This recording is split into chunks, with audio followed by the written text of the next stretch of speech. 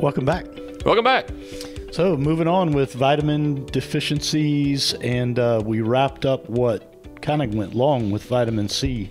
Man, I could have gone another 4 days on it. You know, it really it's wide open. If you really want to dive into something that's going to take you, I mean, I feel like we could go months learning about it. But yeah, it's good things have to stop. So I'm starting it with a baseline of 4,000 milligrams a day. Good for you. Milligrams? Milligrams. Yep. Yeah. So on to the next one. It's like nothing. What's next? Well, so the next one I thought would be a good one, mainly because I'm in the middle of this book, The Great Cholesterol Myth, right? And one of them, it's called Coenzyme 10 or CoQ10. Okay. Right. And I think it kind of intrigued me in two parts because I do a lot of my, bulk grocery shopping. I have 3 kids. And so we're at Sam's Club all the time. And I always see there's like all of these different CoQ10s in Sam's Club. And I never really know. I'm like, what is that nonsense? Right. Well, this book kind of clarified what it is. So what is CoQ10 and why does it matter? Right. So CoQ10 is an enzyme that the body does make, and you can get from some foods. But bottom line, it's in almost every cell of your body from head to toe. Okay. And it supports all kinds of stuff, including and probably most predominantly heart health. Did I read that you would be dead without CoQ10? You would be dead without CoQ10. Yes. It is a key component to sustaining life. Okay.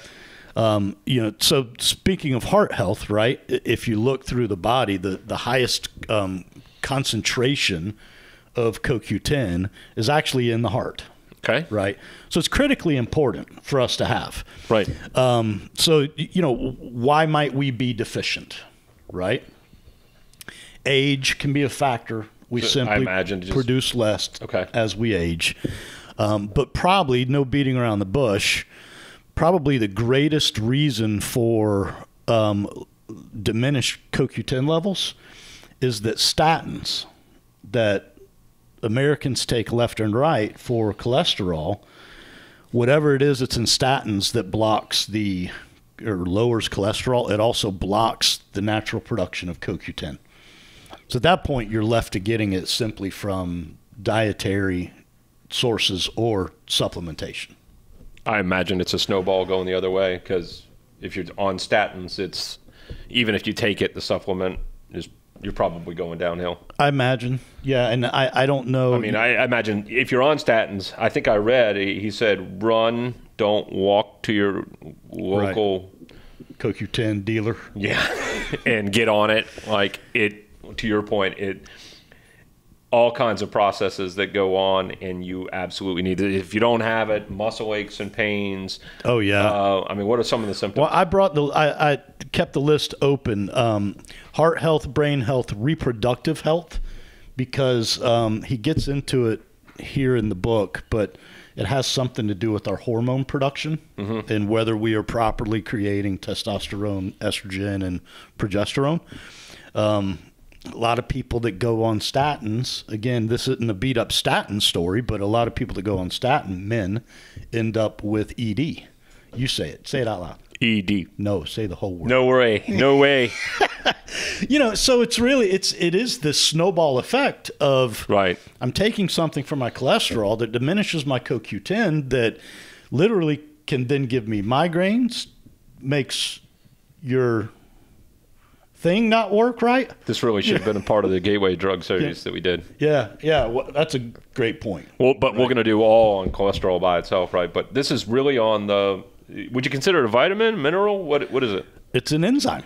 Okay. So what's an enzyme? I have no idea. I don't know. But it's something that apparently a lot of people are supplementing. Otherwise, it wouldn't be inside Sam's Club for 8 shelves. So no, I saw if you are deficient in CoQ10, there are some symptoms. Yeah. Muscle aches, pains, dizziness, headaches. Did you say fatigue? Fatigue, and there was shortness of breath. Yeah. You know, so literally, if you're on a statin, you're starting to. That's what he points out. If you're on a statin and you experiment, you should be on CoQ10 anyway. Like, I mean, it even goes on to talk about. He throws a big jab at Merck. From reading there, it said in 1990, what was the? Do you remember what the Merck statin drug? Volcom. It's in here. I can get it in 2 seconds, probably. Yeah.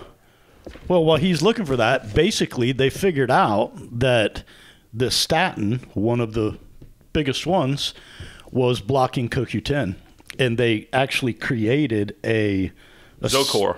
Zocor.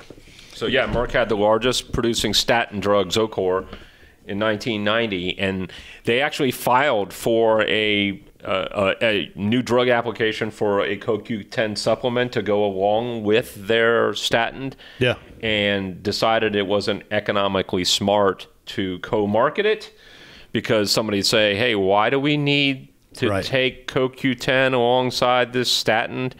And they saw no, like, it would only shine a light on the deficiency of the drug. And it'd affect their profit. Which gets CEOs fired. And rather, let's just create another drug that fixes another problem. Right. Let's not solve the problem. We're going to come up with something that, and it's funny. Okay, so I'll tell you a personal story of someone in our family who experiences all these things, and we just sent her the information on it. But she experiences all these things: fatigue, shortness of breath, muscle aches and pains. She is on a statin and is not taking any kind of CoQ10 supplement, right? So we sent her the information. But you know what they put her on? Take a wild guess. COPD medication for her shortness of breath, right? So the snowball continues, right? It's not, hey, take CoQ10 or, heaven forbid, come off the supplement. Right. It's, let me give you one more drug to keep this death spiral going. Right. Well, that's what they do, right? Here's your statin. Here's your ED drug, you know. And then here's your COPD. And arguably, the statins don't do anything anyway, right? Well, again, if you're not new to this, we're not fans of statins. They're not legal in most European countries. God only knows why they're legal here. Yeah. We do know why. We do know why. So obviously, you can buy supplements. There's a specific one. Do you remember how to pronounce it? Ubiquidone? Ubiquidone. Or yes. Yeah. Ubiquidone. That's apparently the... And I will spell it while he's waiting here. Ubiquinone. And he said, don't walk to your nearest pharmacy or health food store and pick some up. We recommend a minimum of 100 milligrams twice a day of a highly bioavailable... Ubiquidone. Ubiquinone. And of course, if that could totally be the incorrect pronunciation. That's why we spelled it. Listen, folks, we're educated in Florida. There's only what's math? So there is some natural sources we'll run through real quick. Organ meats, no, thank you. But I do know people that eat organ meats, specifically like liver. But fatty fish. What? Fatty fish, so that's easy, right? Meats, and the interesting thing is beef has some, chicken has less, pork has a little more than chicken, a little less than beef, but reindeer meat has like kill Rudolph, man, come on. Oh, I bet it's delicious.